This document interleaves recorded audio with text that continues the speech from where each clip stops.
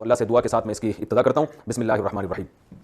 دیکھیے قرآن مجید میں بہت سارے الفاظ ایسے ہیں کہ اس کا ایک خاص اسٹرکچر ہے, خاص شکل ہے.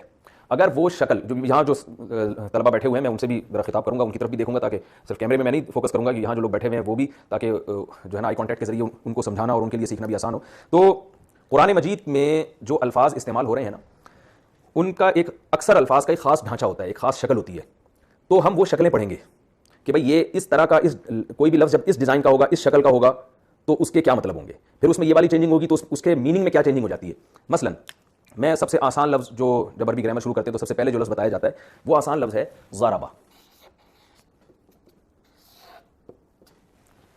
ضربہ کا مطلب ہے اس نے مارا.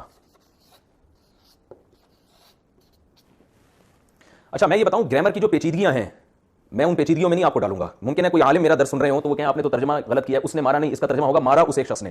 تو جو گرامر پڑھنے والے علماء ہیں نا وہ جانتے ہیں کہ اس نے مارا میں اور مارا اس شخص نے دونوں جملے میں تھوڑا فرق ہے, کیونکہ یہاں ضمیر یہ بعد میں آتی ہے. لیکن میں اتنی پیچیدگیوں میں نہیں ڈال رہا, تو اس لیے جو علماء اگر میرا کوئی درس سن رہے ہیں تو وہ ان کو اس پہ اعتراض کا حق اس لیے نہیں ہے کہ میں یہ عوام کو سادہ زبان میں گرامر کی پیچیدگیوں سے نکال کے بالکل سادہ الفاظ میں ایک چیز سمجھا رہا ہوں, اور زیادہ ان کو اتنی گرامر کی گہرائیوں میں اور لغات میں اور اس بلاغت کے نقطوں میں نہیں جاؤں گا میں.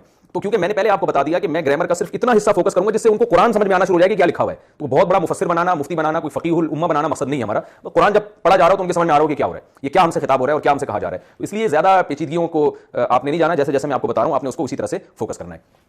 اب دیکھیں یہ جو ایک ضربہ کا لفظ ہے, ضربہ کا معنی ہے اس نے مارا, مراد اس سے ایک مرد ہے. کیا مطلب, ہر لفظ کا نا ایک مصدری معنی ہوتا ہے جس کو انگلش میں ورب کہتے ہیں. ورب کہتے ہیں, ایٹ کا معنی کیا ہے کھانا, ڈرنک کا معنی پینا. دیکھیں اردو میں اس کی علامت کیا ہے, آخر میں نہ آ رہا ہے, کھانا پینا سونا. تو جو اس طرح کے الفاظ ہیں ہم اس کو کیا کہیں گے. اب جب میں یہ لفظ یوز کروں گا میں بولوں گا مصدر. کیا کہوں گا, مصدر.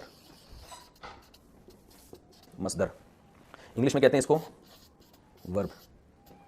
اس پہ بھی علماء کو کچھ اشکال ہو سکتا ہے تو وہ چھوڑ دیں, جو گرامر کی میں عوام کے لیے سادہ الفاظ میں سمجھا رہا ہوں تاکہ قرآن سمجھ میں. اچھا ایک اہم بات, جتنے حضرات میرا یہ لیکچر سن رہے ہیں, چینل پہ سنیں گے یا فیس بک پہ سنیں گے یا جو سامنے بیٹھے ہوئے ہیں, ابھی سے وہ یہ نیت کریں کہ ہم نے اس نیت کے ساتھ اس کو پڑھنا ہے کہ ہم آگے لوگوں کو پڑھائیں گے.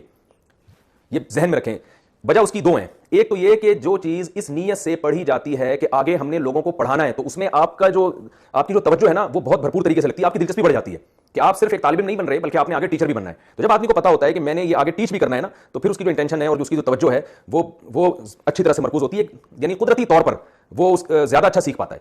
تو ایک تو یہ آپ نے نیت کرنی ہے لازمی کہ ہم نے یہ آگے لوگوں کو پڑھا. میری طرف سے کھلی اجازت ہے, آپ پڑھائیں تاکہ یہ دین کا کام زیادہ سے زیادہ ہو, اور آپ اسی نیت سے پڑھیں. آپ یہ سمجھتے ہیں کہ ہمیں کوئی سننے والا نہیں ہے تو بھائی آپ گلی محلے میں لوگوں کو جمع کر لیں, اپنے گھر کے افراد کو جمع کر لیں, خواتین اپنے بچوں کو جمع کر لیں, تو کسی بھی طریقے سے آپ ان کو پڑھا سکتے ہیں. انشاءاللہ اس سے فائدہ ہوگا. دوسرا فائدہ اس سے کیا ہوگا کہ صدقہ جاریہ ہوگا. رسول اللہ صلی اللہ علیہ وسلم نے فرمایا کہ من سن سنۃ حسنۃ فلہ اجرها واجر من عمل بها. جس نے بھی کوئی نیک کام کیا تو جو بھی اس کی تبلیغ کی وجہ سے اس پر عمل کرتا رہے گا تو اس کو بھی ثواب ملے گا, اور اس کی وجہ سے اس کو بھی ثواب ملے گا جس نے اس کو رہنمائی کی.